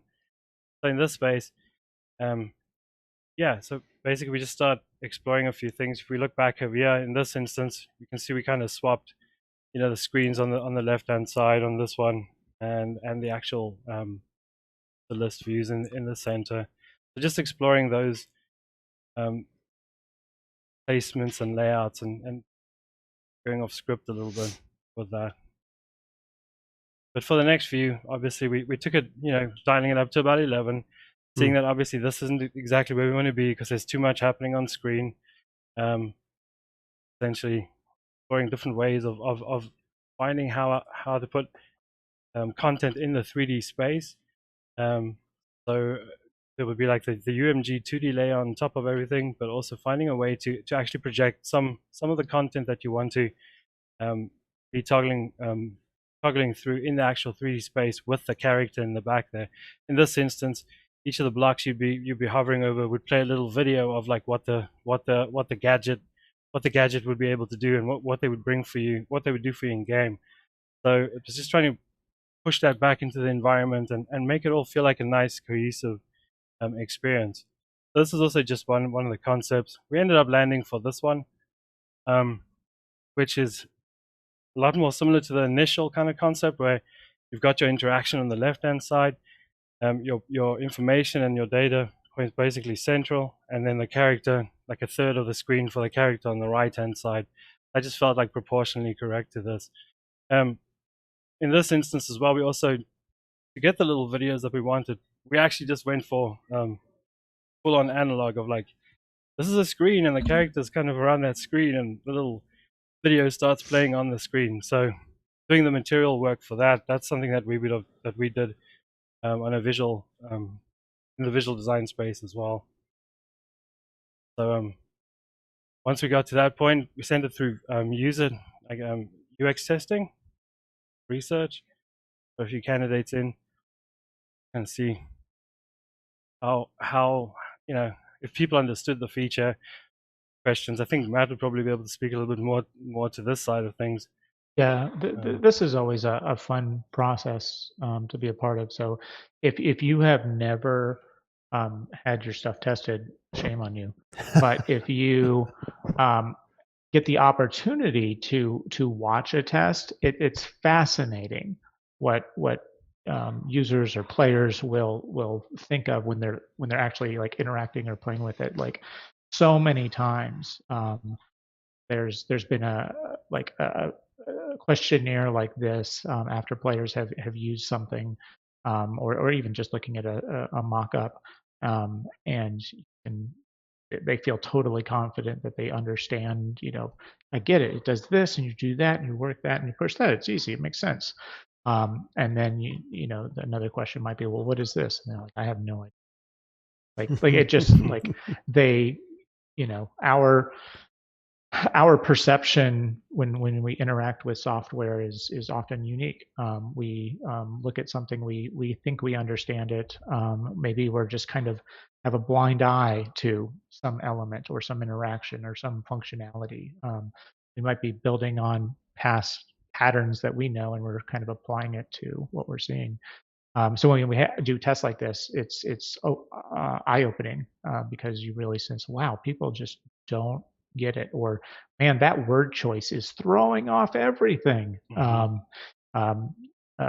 one of the easiest things to change, but it can be one of the most impactful. It's just like your choice of copy on things. So this is an excellent time to get that user testing. Sometimes when people see the grayscale stuff, they may not feel, well, it's not real. They're probably going to make that better, so I don't even want to talk about it. But the closer you get to a final version, people seem to be a bit more honest about it. So it's great to always have this kind of testing. Awesome. Thank you. Also, just like Matt was saying, prototyping with Figma as well. One of the things that we're looking to do with visual design, getting into Figma earlier on, is because we can.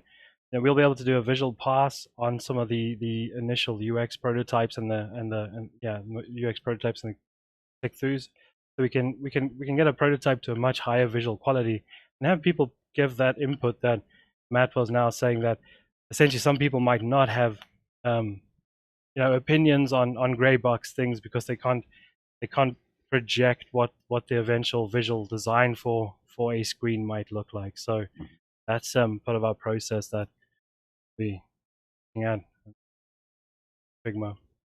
So over here I'm actually playing an animation. So if you could, it's 3Danny1 KV. 3Danny1 MKV. All right, here it comes on the screen. It's playing. Awesome. So with this one, this is just a nice opportunity to take like an isolated widget from the screen and just show, this is what we're doing animation wise. So we've got the widget, we've got the widget set up, and just using UMG's sequencer, who's a keyframe animator, and just showing off nicely how semi-complex we can get with the keyframe animation. This widget in itself is nice and small and contained, so there's not too much going on. But if you look at some of the more recent screens and so on in BR, like the cruise screen animation on that is fantastic. You break up on that animation timeline. It's just like so many widgets and everything animating at once. But yeah, this is just a nice opportunity to kind of show, like, in a little isolated widget, that small attention to detail in terms of like how things are animating across the screen. Maybe there's like a little slide, a flash that's going across the screen, but it's changing size as it goes across. It really just all adds to the experience. And it's like it's like you guys were saying earlier. It's like if people don't necessarily notice that, but it just adds so much to that little moment. The next screen, also another animation, which is 2Danny2. You can play that one. That'd be great. This is just an instance. It's just pulling out a material that we would also do as visual design. This is just this is a material instance. So, like I said earlier, in UMG, we really lean on material, UI space materials, and with that, we really kind of lean into UV space or UV math to derive shapes and to to minimize the texture overhead that you normally would see in classic kind of UI texture heavy pipelines. So yeah, this is just a nice instance of what an instance material would be. Whereas we would have like a background gradient, but we'd add a nice strip of color across it. Whereas if you had to do that potentially in After Effects or so forth, you might have various layers stacked on top of each other. Now doing it this way for us, obviously we remove like a whole bunch of draw calls, because it's all just it's one single brush. It's a material and everything's happening inside the material. But with materials, obviously, you want the rest of the team to be able to use it. You can't just be the isolated holding this crazy material, and the rest of the team getting to it and not being able to understand it. So there's a little bit of UXing in this as well, like just proper naming of params and all those kind of things. But yeah, that's just a nice little shot into how we build these little widgets. Next screen is an animation again. That's just 3 Danny. Strangest names to these animals. I'm sorry. 3 Danny. Yeah. Yeah, that's it. There it is. That's just a nice little final kind of shot of what basically where we left it before 3D came along and said, wow, what animation did you guys plug in there? Because that was just one of the random animations we popped in there just to kind of show, hey, this character can come to life. But animation team came past and they did like a proper like animation for that for this particular menu, so the character felt like he was in that space looking at the screen, just bringing the whole thing to life and just breathing that last bit of life into it that really just was the icing on top of this. And then yeah, this is a shot of the last screen of basically the final place where we took this. And yeah, you can see the character's got his little hands up and he's feeling a lot more. Yeah, it was a very cool screen. I think it was very interesting, nice little 3D space, a lot of interaction between UI, UMG, and the actual environment. And it just felt like actions you were taking on the UI layer were really affecting the 3D space behind it. So, as a tech artist, I really enjoy that little peek into the layers and what's in UMG and what's in the material. And UI is one of the things that no one ever expects is going to kill your performance. Absolutely. Until they realize the UI is taking up all of the memory because we're loading all the images of all the weapons all the time. Oh, maybe we shouldn't do that. Oh, yeah. It's amazing. And we've got to make this go to mobile. It's going to run on a phone and a Switch, and then your big old massive, RTX 3080 rig. So that's really cool to see, and also just to see that we're using UMG and we're using the animation timelines, and that is something that's a real thing. And I think for people who are looking to get into this field, kind of understanding that this is very much very much like other creative fields in the game industry. You really have to know kind of a pretty big technology stack as well as your art, and where it comes together like that is really where the magic happens, and making it look and be attractive to look at and move in these ways and be usable. It's amazing how many kind of layers have to be stacked on there to get to this AAA look, and this is very much kind of, I guess, where I'm going is that this is kind of a AAA way of approaching a user interface, and to get to that level of what we're used to seeing in games like Fortnite is an enormous amount of effort, even on the most simple of buttons like this, and the most simple of menus is really takes so much effort to get to that point, and even to the point where now I've got to make some keyframes on a timeline to really get this thing out the door. Yeah, really remarkable that you guys kind of own that whole process. It's really cool to see. you do go quite broad, yeah, and I must say, like doing the each aspect of what we do, there's a lot of joy in it as well. Once you're setting up obviously there's a lot of joy in this art, but when you're setting up like a nice little animation and you get your keyframe just right and it just feels good, there's a lot of satisfaction that you're like, yeah, that feels good. But yeah, also just to go back to the material part, like what you were saying about, obviously Fortnite and games as they are, there's lots of full screen spaces where, classically if you didn't use materials, you might need to use a texture that facilitates like a gradient or a vignette or something across the screen, or just a radial gradient or so forth. But being able to use UMG's materials or UI space materials in UMG just allows us to do that with purely math, like UV math, as opposed to bringing in this massive texture that essentially that doesn't get pixelated, which will probably be about like 1024 by 1024, and you are then guaranteed to have somebody ask you, like, what's the performance hit here. So all those kind of things are just massively important. Well, I don't think it can be that great of a job because look, I mean, Marcel, they've sent you to your room. Louise, they sent you to your room. I mean, Epic is not very good at look, they sent you to your rooms it's terrible. We're waiting for them all. Oh. So we can go out and play at the mall again. Yeah, I've got my walking shoes ordered. I'm ready. I'm gonna get there early and make a couple circuits. That was fantastic. And yes, absolutely. We want to, I think, all thank Derek Diaz, who really did a tremendous amount of, big shout out to Derek, who really was the ringleader and helped put a lot of this material together and was very instrumental in helping us all to gather this stream. I think everyone's really enjoying all of this material. And that's it. So thank you, everyone. Oh, no, I'm just kidding. We've got one more presentation, Louise. We're not going to forget you. That would have been okay. It's hard to follow Marcel. I mean, I don't know that I want to go. Mine's not nearly so pretty.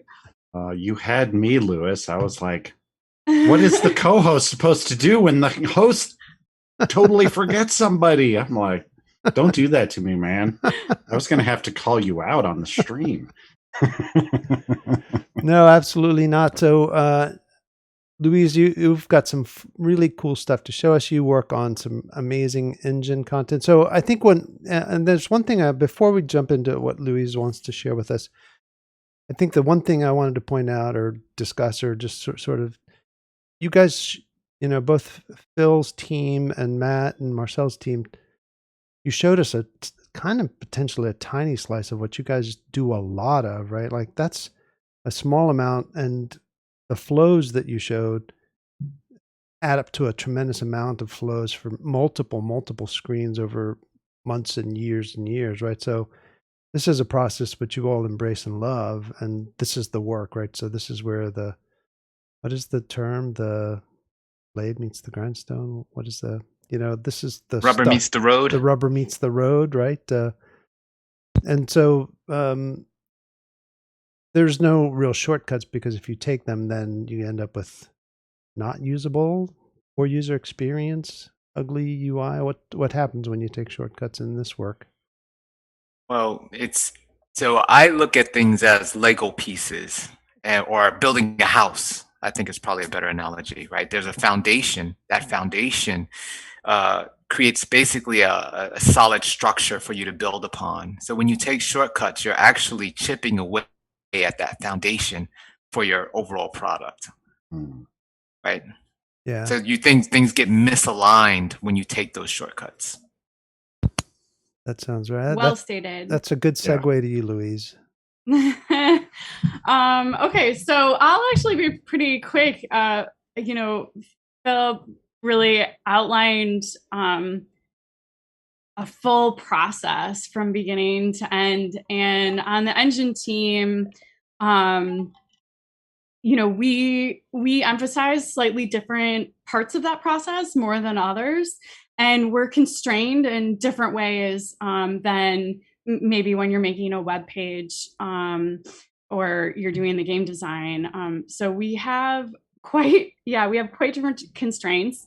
And we're also doing this thing now just like Matt was saying earlier, where we're trying to get ahead of things, but for a long time, we were playing catch up. And so we were taking what was there and trying to shape it and sort of recreate that foundation that Phil was talking about from underneath, at least from the UI perspective. So what I'm going to show is, I'll talk about the process, but I'm really just going to show a couple quick examples that also are quite dated at this point. Don't focus as much on the visuals, but focus more on our UX process and sort of how we're playing that catch up, and what it looks like on our team. So let's see, let's get this screen shared. Is that up? Yes. Okay, great. So a while ago, some of you may remember that the Chaos team was coming online. And early when they started, there's just a brilliant group of engineers who came on and were like, okay, we want to, bring this destruction system into Unreal. And early on, they're sort of just figuring out how it can even fit. And they're making these prototypes. And so they're so focused on their tech and implementing it and how it fits within Unreal Engine. They just get it in however they can, and often, hopefully, from now and into the future, we're now starting to see things before people really start developing. But this is an example of something pretty typical that we saw where they're prototyping something, they're getting it in however they can. And in this example, they sort of had put Fracture inside of another mode inside of Unreal. And they got this flat list of buttons because the engineer who was, doing the cool destruction work wasn't focused on the buttons. They were focused on making the destruction work. And so they just got the buttons in however they could. And these, the astute may notice that they're mostly alphabetical buttons. Which I really loved when I came in. They're mostly alphabetical because I think they were alphabetical by the name of the command that was being executed. And as we all know, alphabetical is not frequently how users tend to go through their workflows. So one of the first things that we did was we chatted, we identified a core group of users, and we're lucky enough to have access directly to our artists in-house. And there were some artists working directly on that project that we could work really closely and iterate with. And so this is just, an example of going through and identifying what their process is and where their pain points are, and which buttons are they hitting first, and how are they getting from, hey, I opened the editor, to I want to destroy this column. What does that look like? So we're mapping out that process right here, and there are loops in that process, and there are things that they have to do 10 steps for that really, hopefully, we can consolidate down to one. So this is an example of what that looked like really early on. And then just like the other teams, we identified within that process, there were certain steps that had to be taken, and we broke that up into a wireframe with just these really blocky, not fine art, just blocky process. And we vetted that with the artists, and in conjunction with the engineers about, what is possible, what can we achieve. And so we ended up with something like this. And after some fine tuning at the end, we came up with something like this. We broke Fracture up into its very own special tab. And now when you come into this, you actually start at the top left and you're like, okay, so I need to select something and do something here. Oh, look, here are my view tools. And a user can go through this in a top to bottom way, and at the end, hit a button and actually get a Fracture out of it. So this is one of my favorite slides. So Fracture ultimately was what we call in Unreal Engine a mode. And in early Unreal Engine 4, now there are a growing number of modes as all these cool texts come in. People often tend to make new asset editors, or they tend to make modes so that you're working within the level editor itself. And when I started, this is what each of the different modes look like. This little thing on the top was a mode switcher, and every single mode had a completely different UI to it. This one on the left has, like the tabs are sort of on the left and you pick something here. And then this one, there's like another set of tabs, and then there's like tools within it, and each tab had different tools. This one, again, it's sort of like on the side, there are tabs.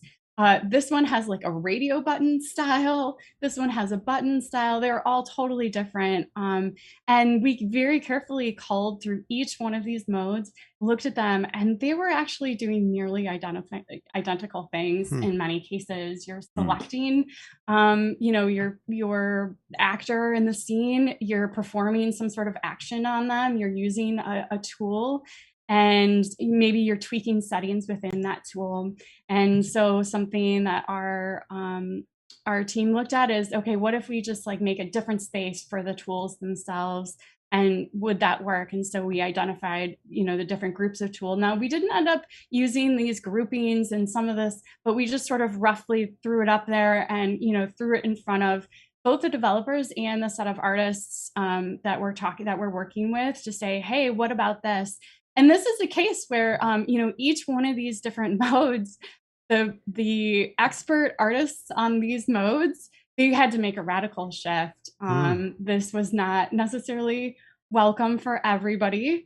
But in the long run, what happens is now as we cycle through these different modes, each of the modes, okay, now I know as I'm going through different modes, this is where all of my tools are. And here's where I use those settings. And, my main focus is in the viewport itself. And so we've brought consistency, not just to the users, but to the developers too, so that when they're coming on and they're making these new amazing tools, that there really are such cool engineers that we have here, they can actually have a place and easily and quickly put their tools into this infrastructure. And, this is still evolving quite a bit. We've, had lots of discussions about, how to continue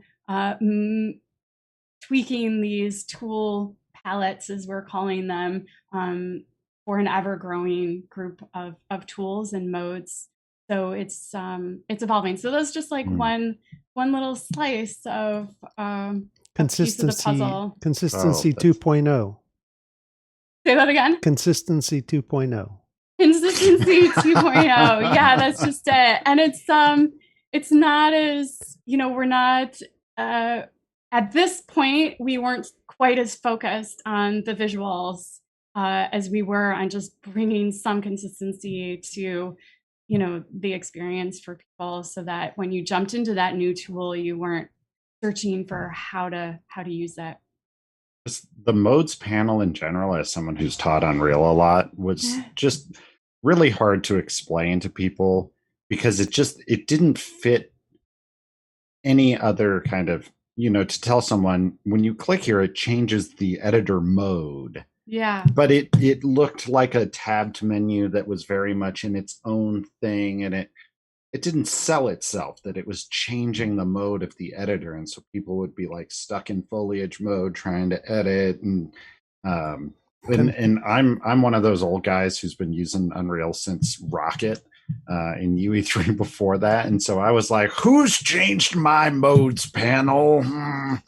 And then, I went up there and I started to break my muscle memory. And now I'm like, oh, this is so much better. It's all right here. And I don't have to, my brush size is always right here, not hiding under this menu, and all these like little things that once I get past my initial, reaction of like, oh, it's different.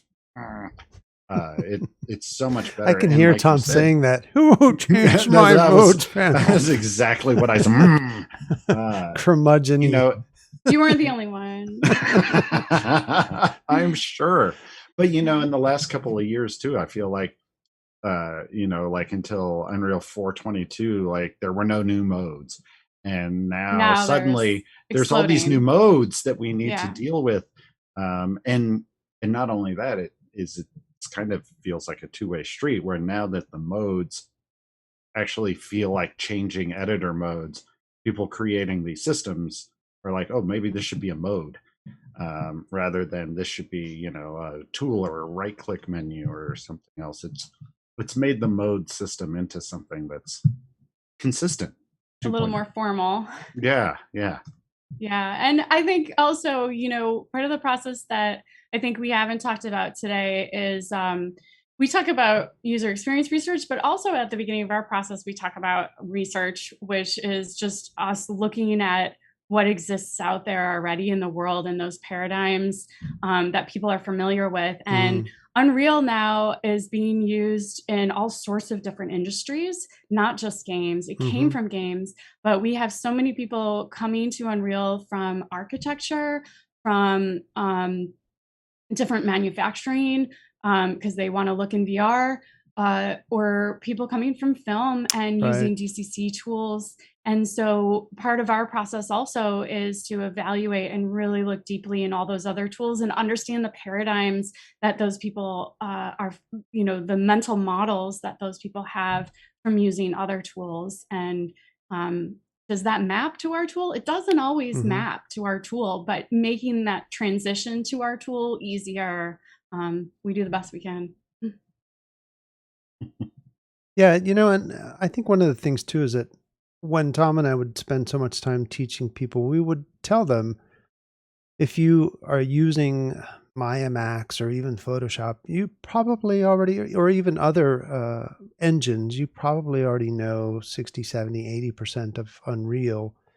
But I think that the way that these modes are evolving, we can actually increase that recommendation, because it's becoming more familiar in some ways by nature of consistency 2.0. This idea that when you jump into a mode, there's more consistent user interface, user experience there that you can offer that might align more with something you would find in an architecture set of software or in a design set of software, or and we're trying to bring that also, earlier you were talking about Niagara and blueprints graphs, and we're trying to bring that for all of the different aspects, so that when you jump into Unreal, these are paradigms that you can easily pick up on, and from whatever past experience you have, combined with, the new awesomeness that Unreal has to offer. Certainly. Well, we, and let us, of course, apologize to everyone in the stream. We just can't really talk about Unreal Engine 5. Sorry. There's plenty of people working on that stuff. It's going to be an exciting year. We can certainly say that it's going to be an exciting year. Maybe we can have this talk after. Yes. Yeah, absolutely. But, we can guarantee you that we've learned a lot. Yeah, we've all learned a lot. And there's, I think, some really exciting things that will be, evolutions of all the things that Epic has learned and the engine teams have learned. So, hang tight. It's going to be good. It's going to be a good time. And let me apologize because both Matt and Phil had meetings, and they apologized in a chat that we had because they didn't want to get in trouble for having to go to work. Pumpkins again, because you already see that, as I mentioned, Louise and Marcel got sent to their rooms because they didn't go to the meetings last week, and so that's why they're in their rooms. And so Bill and Matt did not want to get sent to their rooms, and it happens at Epic when you don't go to your meetings. And soon you'll have to go to Bed Bath and Beyond when you don't. I want to absolutely thank once again Matt and Phil, and of course Louise and Marcel and Tom and Mark, who are in the chat, and of course Derek, who helped so much and Thanks, Derek. everyone at Epic who's been helping put these streams together, our community team and marketing team. And yeah, this was a really fabulous stream. If there's any last questions for Marcel and Louise, and of course, anyone who's participated, this has been a really active and lively stream, and we really hope that you've enjoyed this series. I think it's been very informative. Any last words, Louise or Marcel, that you'd like to share with the folks? We've had a really active community group here that's been engaged, and there have been quite a few questions, and I apologize for not getting to all of them. I think that we've talked about a lot of them in general. So I think we tried to get a lot of them. There were a lot of questions about specific software, and quite a few questions, of course, about Unreal Engine 5. And I think we covered a lot of questions, but a lot of questions, I think, from people who are looking to, as we often get, people who are looking to enter into this industry. Mm-hmm. They're looking, and a lot of them are looking to pivot. They're already doing UI UX or data science and something else, and they're looking over to the games industry, and they're like, that looks fun. Do you guys have any parting advice for the audience who's looking to get into this field, where they should start, what they should do? Anything? No. Do you want to go, Marcel? No, You you look can- like you want to say something. I've got something to say, but you go first. There are a lot of really cool like master's programs at this point. That's one way to go about it. Another is just your experience in your work. And so if you can, put your work together, read as much as you can. There's a ton of read both the classics, UX texts. There's a lot of books from, you can look up, there's a million, lists of the classic UX books and research. There's a little psychology. If you can take a psych class or two, that helps. If you can take a design class or two, it's sort of where you want to fall on that spectrum of UX design. But really, just at the end of the day, I think all of us are really passionate about it, and we care about it. And, we're sort of driven to make good UIs, UX. And so just however you can do that wherever you are now, keep doing that, and bring that with you. Good advice. Good advice. Passion is huge in the games field. Yeah. Yes. Fix that whole. There are a lot of passionate people at Epic. I would fix that whole toothpaste on the toothbrush thing, because I think that's really busted. We'll get on that next. Okay. I'm looking for a toothbrush mode. Marcel, do you have any advice? Any advice from me? So I kind of, from my side and just from my personal experience, like how I got into the UI and UX, like obviously I did study graphic design, but then I was doing environment art, and that's my time going a little bit back now. I kind of came from a time where like the environment artists would be like, oh, we need to do the UI and then get it in. But the field has grown so much, and I feel like I still kind of meet people who are doing graphic design or UX and doing it for sectors that aren't necessarily in the games industry. And then they seem quite surprised that there's such a growing community of UX and UI folks in the actual games industry. And you kind of hear the people like, oh wow, I would really like to do that. How do I get into it? But I guess it's just just to put it out there that some people shouldn't just feel like they have to go and work for software or front ends and all that. There's definitely so much going on in the games industry in terms of UI and UX, and it's such a rewarding career that you guys should definitely jump at it. The demand is there. Absolutely. Absolutely there. So I think it's more about your process than anything. It's, you can apply design thinking, whether you're building toys. In fact, one of the engineers who just joined us, her previous job was building physical toys. Like, she was working with a manufacturing company. So you can apply design thinking to any field, really. And so just learn as much as you can about the design process itself, and apply it. Fantastic advice. Awesome. Well, one little last thing, if you guys don't Please. mind, like just all the kind of stuff that I showed as well. Like I wanted to just kick that off by just speaking to the team, and what a fantastic team I'm fortunate to be part of. Like the UI UX team at Epic and on Fortnite are just top notch, all fantastic people, and yeah, just shout out to them all. Absolutely. Well, thank everyone again, and hopefully you all stay safe and come back and see us next week, Tom. Next week. All right. And thank you again. And thank you again, UXUIers from Epic Games. And take care of yourselves, and we'll see you soon. Bye. Thanks. Bye, everyone. everybody. Thank you very much. Bye.